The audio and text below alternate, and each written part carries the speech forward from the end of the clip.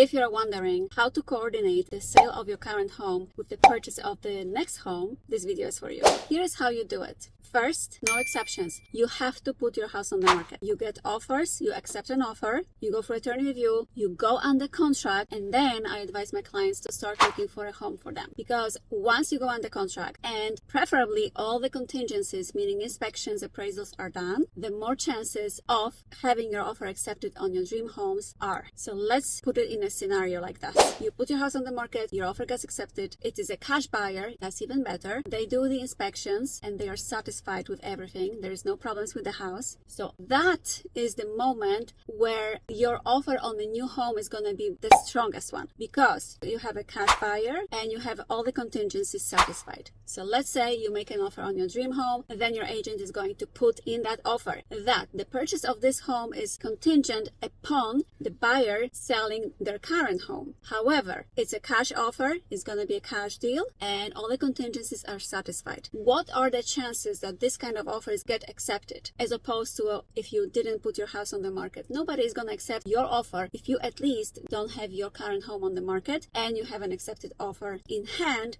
preferably under contract, all the contingencies satisfied. So once everything is done and your offer on your dream house gets accepted, then you schedule to closing on the same day. Usually we schedule the closing on your current home in the morning, and then the house that you're buying, we're going to close in the afternoon. It's doable, guys. When you're making an offer on your dream home, of course, the situation needs to be disclosed by your agent in the offer that they are making on your behalf, and then attorneys continue talking about it during attorney review. I have 2 transactions like this right now, and I had a few in the past. Yes, it's much more emotional. Yes, it's much more stressful, but if you have no other choice, you don't have anywhere to go, or you don't want to rent in between selling and buying, that's the way to do it. If you have a right agent by your side and you have the right attorney, it's doable. Questions? Call me.